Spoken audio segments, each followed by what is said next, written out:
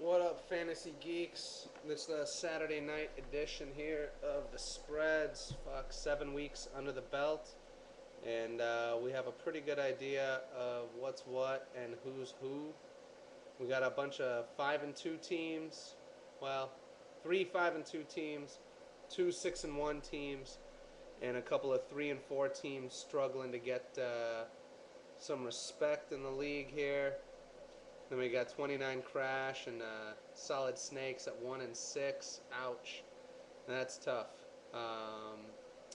But especially considering that Solid Snakes has put up 654 points, and my little brother has like 8 less points than him for the season, and yet is 5-2, and Solid Snakes is 1-6.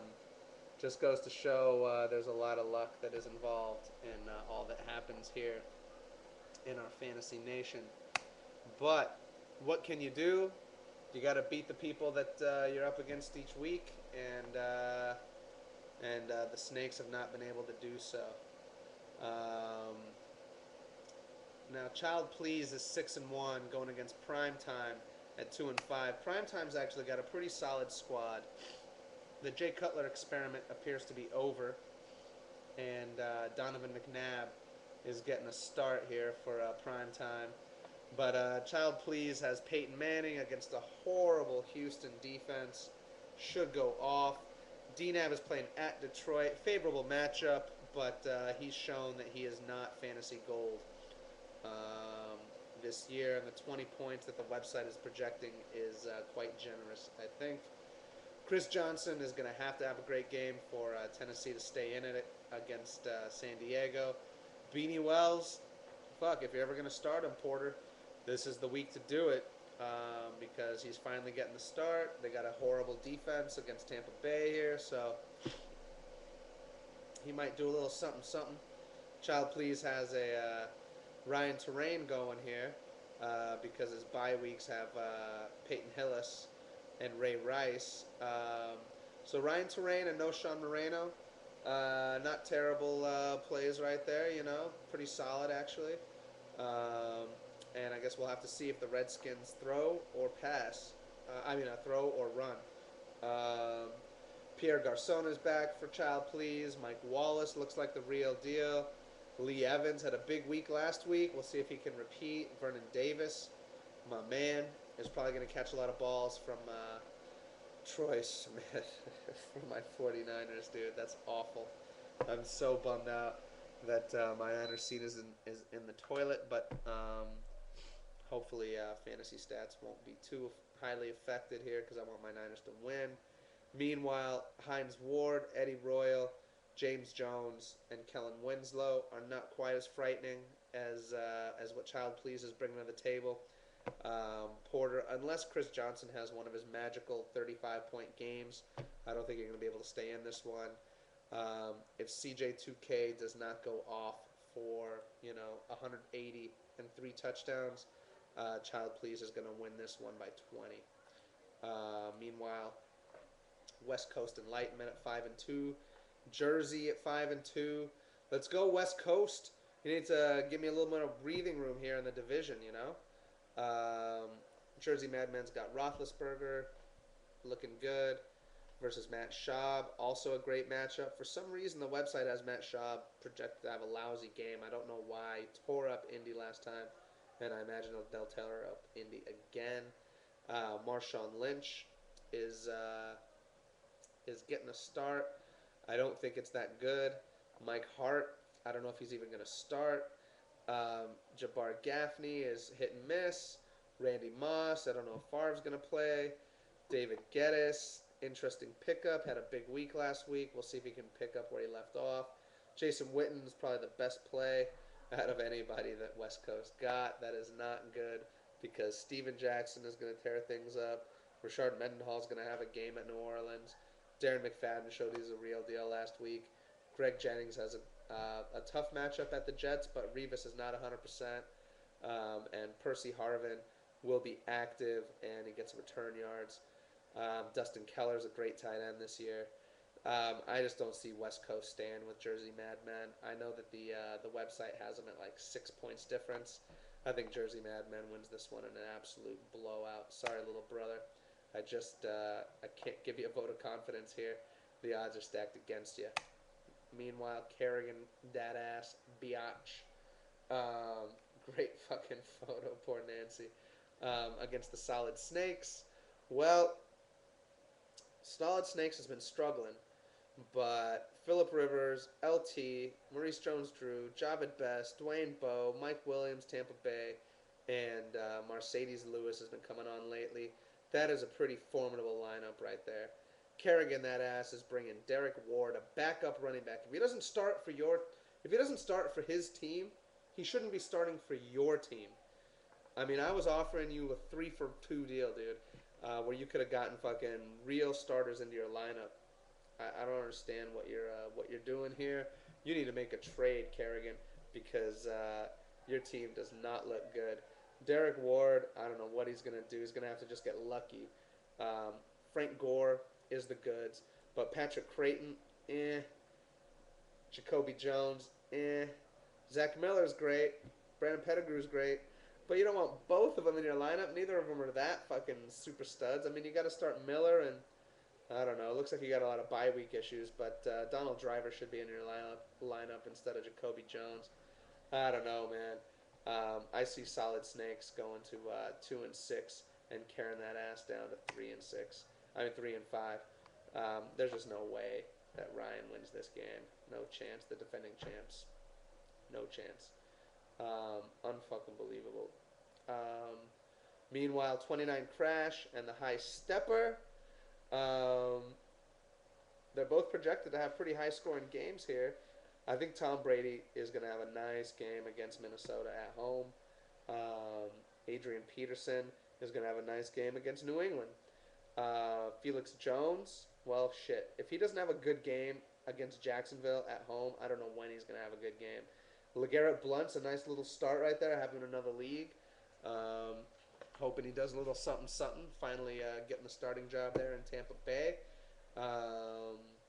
Nate Burleson, you got to get lucky with that guy, but he's about the right kind of guy that you want opposite Calvin Johnson. He can stretch the field and get lucky with a long pass.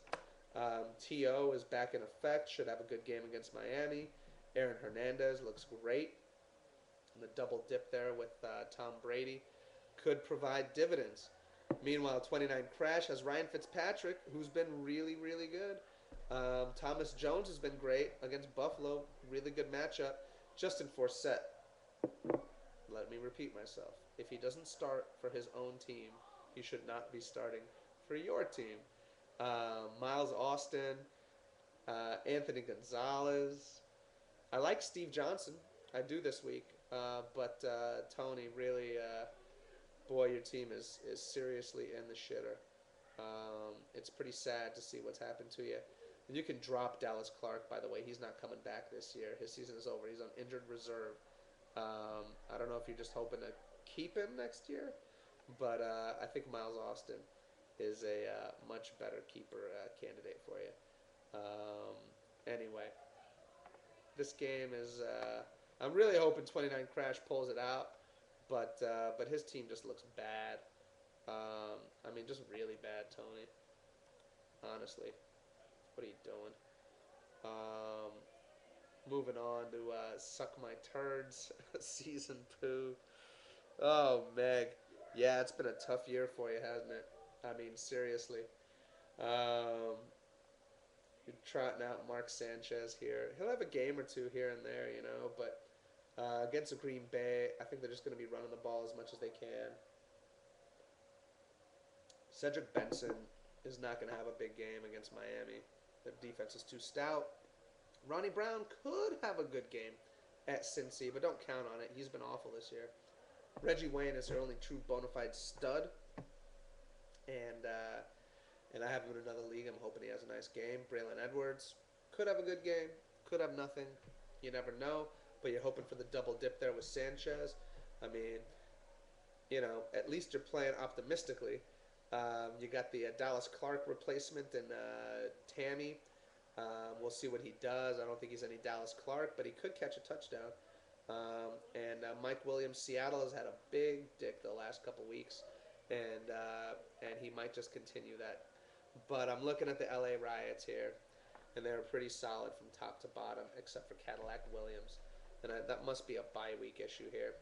I mean, yeah, Michael Turner's on bye. Pierre Thomas is dead. Malcolm Floyd is dead. Deshaun Jackson's on bye and is dead. So LA Riots has Matthew Stafford starting for him because Tony Romo died also. That's a tough one. Um, Arian Foster, will he repeat week one? I don't know. They got him projected for a $180 and 2 touchdowns with a 8-yard per carry average. I don't think so.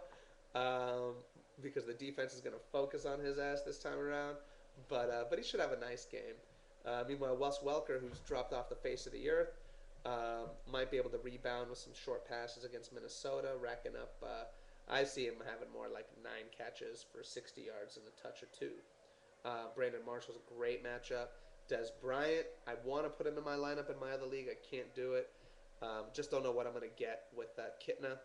But he is the goods. He's a great player and has a lot of upside. And Chris Cooley looks slow. He looks really slow. I don't know that he can really beat anybody. But if he's going to beat anybody, it's going to be Detroit. I don't see this game as particularly high scoring. So that gives Meg a chance, actually. In a low-scoring affair, Meg, you're going to have a shot to take out the Riots. And I hope you do and drop that sucker down to 5-3. But I'm going to have to go with the Riots in like a 75 to 82 kind of game. I just don't see a lot of points being scored there. And then me versus the bandwagon Browntown.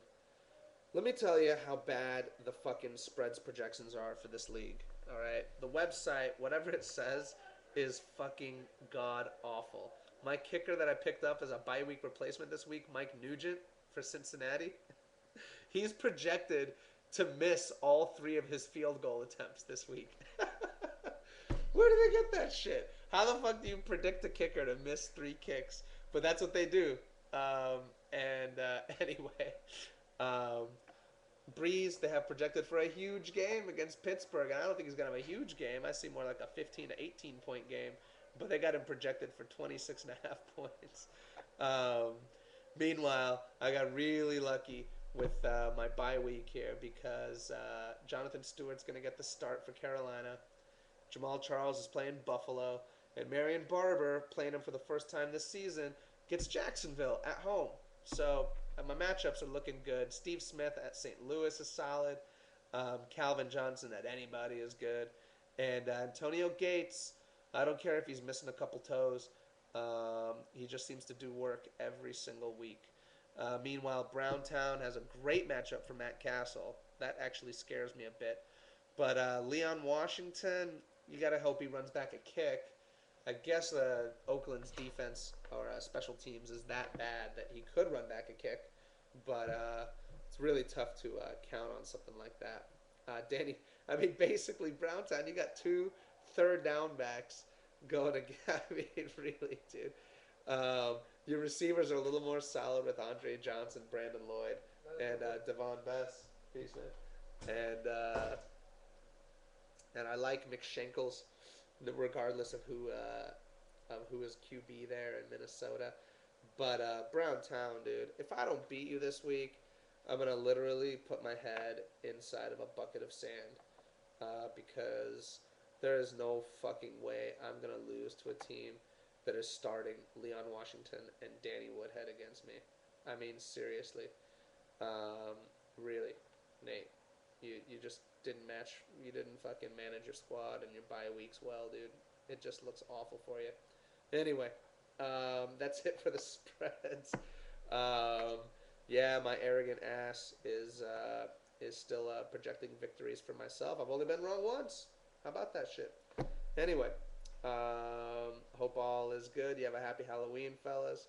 And I'll see you on the internet sometime soon. Peace.